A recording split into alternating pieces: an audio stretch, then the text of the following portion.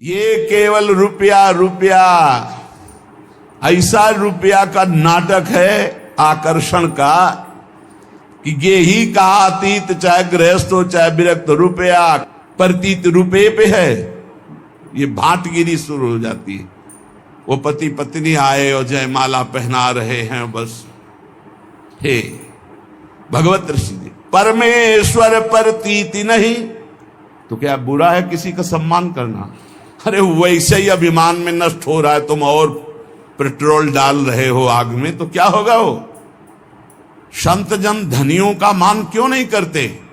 क्योंकि उनको ये लगना चाहिए कि जीवन में जो मैंने कमाया वो किसी काम का नहीं है, जो राम का नहीं वो किसी काम का नहीं। ये समझ में आना चाहिए। अगर भगवान के दासों को भी ऐसे अभिमानियों का सम्मान करना पड़े तो दासत्व में क्या महत्व रह गया? भूत भविष्य लोक 14 में भय होए हरि प्यारे, 300 व्यवहार हमारो अभिमानिनते न्यारे। नहीं तो भाटगिरी करनी पड़ेगी, साधुता नहीं, भाटगिरी। देख लो, सैकड़ों ऐसे उदाहरण पड़े, देख लो। भाटगिरी करनी पड़ेगी, उनके पीछे पीछे चलना पड़ेगा। हरि के पीछे चलने वाला जब रुपए की प्रतीति हो जाती है तो धनियों के पीछे चलना पड़ता है, उनके पीछे चलना नहीं। धनी तुम्हारे पीछे चले तो उसका कल्याण हो जाएगा, तुम धनी के पीछे चलोगे तो तुम्हारा और उसका दोनों का नाश हो जाएगा। ये जिनको धन पर विश्वास हो, चाहे गृहस्थ हो चाहे विरक्त, सब के सब भवसागर में लेके डूबते हैं समाज सहित, बहुत होश में।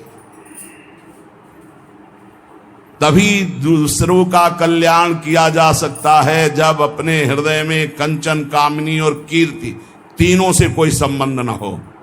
अगर तीनों से संबंध है तो नौटंकी नाटक हो सकता है, भगवत प्राप्ति नहीं हो सकती, भगवत प्राप्ति की बात नहीं हो सकती।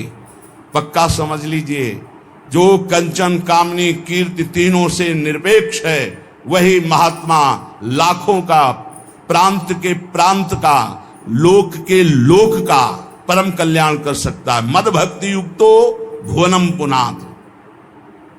इस बात को लोग भूले हुए हैं। एकमात्र सब कुछ धन चाहते कि धन।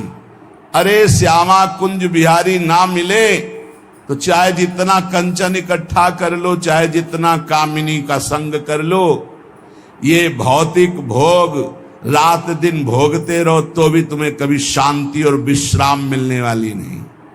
भक्ति ये है कि हम सबके सेवक हैं, सारा चराचर जगत हमारा स्वामी है।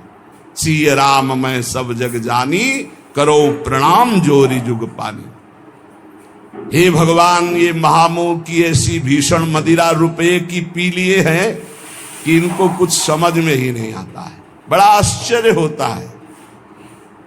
नृत्य केवल अपने इष्ट के लिए है, रुपया के लिए नृत्य नहीं है। इसीलिए कह रहे चाहे गेही हो चाहे अतीत अर्थात बैरागी, सब रुपया के पीछे घूम रहे, परमेश्वर की प्रतीति नहीं।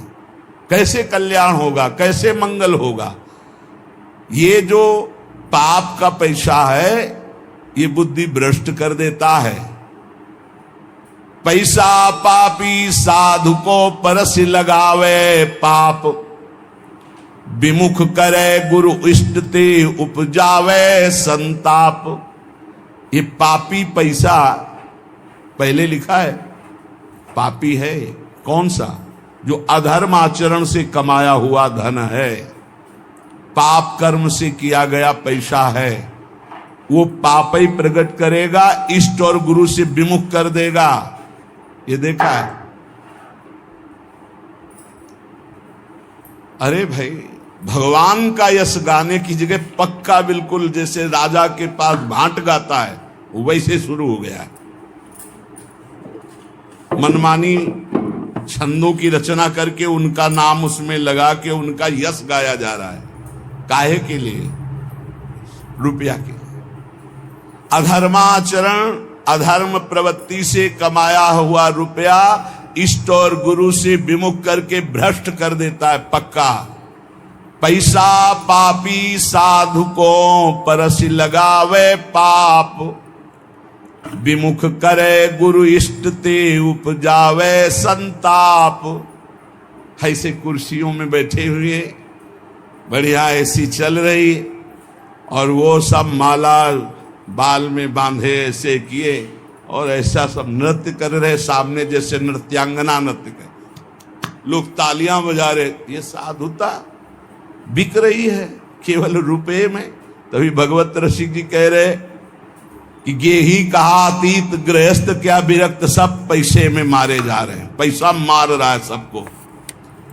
विमुख करे गुरु इष्ट ते उपजावे संताप, उपजावे संताप ज्ञान वैराग्य बिगाड़े। ये पाप का पैसा हृदय की जलन बढ़ाएगा, ज्ञान वैराग्य नष्ट कर देगा, इष्ट और गुरु से विमुख कर देगा, और काम क्रोध मद लोभ मोह मत्सर सिंगारे।